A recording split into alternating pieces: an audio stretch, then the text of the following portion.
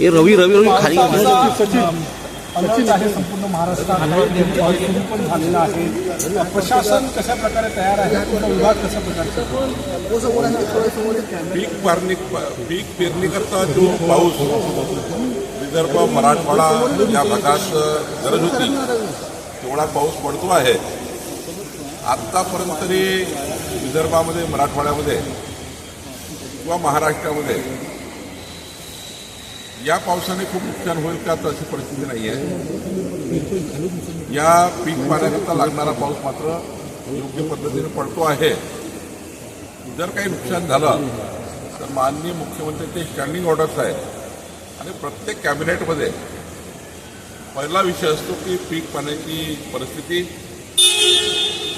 आपल्या जलसंपदा विभागाची परिस्थिती काय आहे, पावसामुळे काही नुकसान झालं आहे का, हे प्रत्येक कॅबिनेटचा पहिला विषय असतो.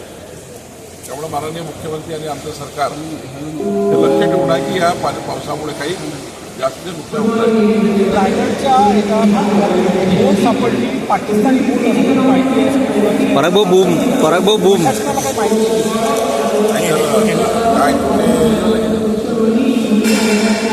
सापडली त्याबद्दलची माहिती केंद्र राज्य सरकार या ठिकाणी पूर्णपणे घेत आहे. त्यावर आता आपल्याला लोकशाहीकडे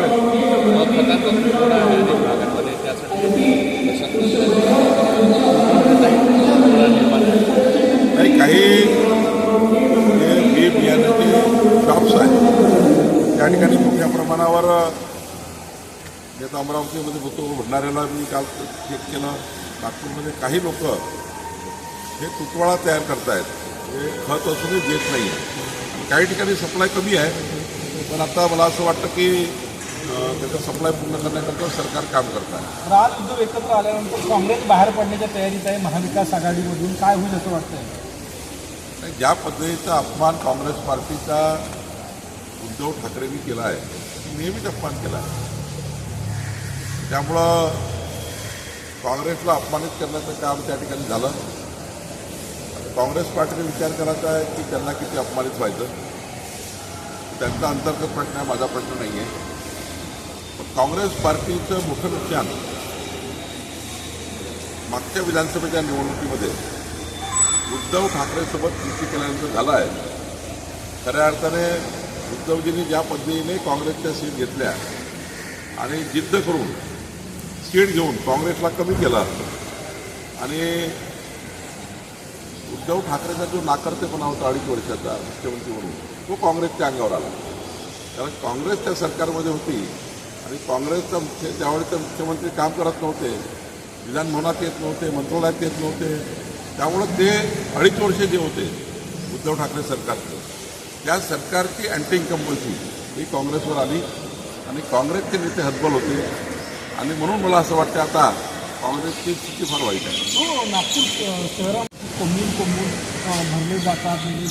पालकांनी काळजी घेतली पाहिजे. खरी तर पालकांना माझी विनंती आहे की आपल्या मुलांना सुरक्षित ठेवण्याकरता ॲटोवाला जो येतो किंवा जे काही बसवाला येतो, क्षमतेपेक्षा जास्त मुलं हे ॲटोमध्ये बसू नये. आमचं वाहतूक प्रशासन यांनी त्यात लक्ष टाकलं पाहिजे. पण वडिलांनाही, आईंनाही, आमच्या पाल्यांना विनंती आहे यात लक्ष टाकलं पाहिजे. आर्थिक विकेंद्रीकरण वाढत आहे, गरीब होत आहे, श्रीमंत होत आहे. गडकरी यांनी चिंता व्यक्त केलेली आहे. काही ठिकाणी परिस्थिती अशी आहे की ज्या आर्थिक दुर्बल व्यक्तींना सरकारचा लाभ पोचायला पाहिजे, तो लाभ पोचवण्याकरता आम्ही पार्टी म्हणूनही आणि सरकार म्हणूनही काही गोष्टी कमी पडतात. जसं माननीय मोदीजींनी सर्वांसाठी घरे योजना केली. आता सर्वांसाठी घरे योजना सर्व घरापर्यंत पोहोचली पाहिजे, त्याच्याकरता आम्हाला काम करायची गरज आहे. आम्हाला केंद्र सरकार, राज्य सरकारच्या पूर्ण योजना एखाद्या व्यक्तीला जर पोहोचण्यात तर तो व्यक्ती बाहेर निघेल. त्यामुळे आम्ही यावर काम करतो आहे. पार्टी म्हणून काम करतो आहे, सरकार म्हणून काम करतो आहे.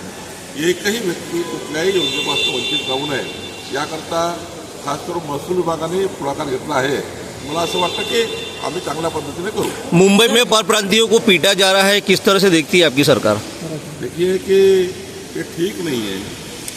ये महाराष्ट्र में रहने वाला कई वर्षों से जिनका जन्म ही हुआ है महाराष्ट्र में, जिनका 18 साल होते बराबर उनका अपना वोटिंग लिस्ट में नाम आया है, ऐसे लोग जो महाराष्ट्र में रहते हैं उनको मारपीट करना, उनके साथ इस प्रकार से इसी देश में वो जैसा पाकिस्तान के ऐसा व्यवहार करना, इस प्रकार से नहीं चलेगा. सरकार ने कड़क कार्रवाई करनी चाहिए. मैं माननीय मुख्यमंत्री से बात करूंगा. और जिस प्रकार से ये उत्तर प्रदेश के लोग, बिहार के लोग, मध्य प्रदेश के लोग जो मुंबई में आके काम करते हैं उनको मारपीट करना ठीक है. मराठी आदमी का संरक्षण हम करते हैं. हमारा पूरा विदर्भ, मराठवाड़ा पूरा मराठी है, इतना महाराष्ट्र. इनका संरक्षण करते हुए बाहर के आदमी को आकर मारपीट करना, वो अपने महाराष्ट्र में आए हुए हैं. हमारे लोग गुजरात में रहते हैं, हमारे लोग यूपी में रहते हैं, हमारे लोग बिहार में रहते हैं, वो लोग भी कल ऐसा ही करेंगे.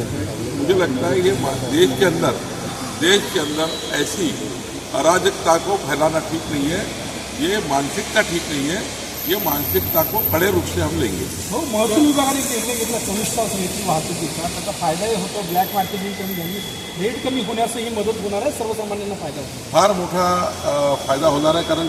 कारण सूर्योदयापासून सूर्यास्तापर्यंत ही रेती स्टॉप होतो. या ठिकाणी रेती घाटावर ही रेती रात्री उचलण्याची परवानगी नाही आहे. आता ती रेती रात्रभर उचलल्या गेली, कारण वाहतूक परवाना 24 तास आहे. कुठल्याही वाहनाचा 24 तास परवाना आहे. आणि रात्री थोडे रस्ते उघडे असतात, रात्री ट्रॅफिक कमी असतं. आपण दिवसाने त्या हाय ट्रॅफिक म्हणून त्याला नेऊ शकत नाही. आणि मोठ्या प्रमाणावर प्रकल्प चालू आहे. त्यामुळं सर्व ट्रान्सपोर्टरची जनतेची मागणी होती की तुम्ही 24 तास द्या. उत्खनन सकाळी 6 ते सायंकाळी 6, ट्रान्सपोर्ट मात्र 24 तास, असा आम्ही निर्णय घेतला. 100% या निर्णयाचा फायदा बांधकाम जे करतात आहे त्यांच्याकरता होईल असं मला वाटतं. सर, बच्चू कडू आक्रमक झाले आहेत, आंदोलन करत आहेत कर्जमाफीसाठी. नाही, हे तर मग आता बच्चू कडूचा दुटप्पी. बच्चू कडूशी मी परवा आमचे सर्व मंत्री 4.5 तास मंत्रालयामध्ये आमचे सर्व मंत्री 6 खात्याचे मंत्री बसलो आणि एक प्रश्नावर मी 4.5 तास बसून एक मार्क काढून दिला. माननीय मुख्यमंत्र्यांनी जाहीर केलं की येणाऱ्या विधानसभेच्या काळामध्ये एक अत्यंत चांगली समिती जाहीर करणार आहे. ही समिती पूर्ण महाराष्ट्रात दौरा करून ज्यांना खरंच कर्जमाफी पाहिजे आहे त्यांची कर्जमाफी करणार आहे. ही अत्यंत उत्कृष्ट निर्णय मुख्यमंत्र्यांनी घेतला. आणि यानंतर मी सुद्धा लेखी दिला आहे. मी बच्चू कडूला लेखी दिला आहे त्यांच्या आंदोलनात जाऊन की बच्चू कडू जे आपल्याला कर्जमाफी करायची आहे ते आमचं वचन आहे, आमचा अजेंडा आहे. आम्ही निवडणुकीच्या काळात संकल्प केला आहे. देवेंद्र फडणवीस सरकारने कबूल केला आहे शेतकऱ्याला कर्जमाफी करू. पण करताना मात्र धनदांडग्याला लाभ देऊ नये.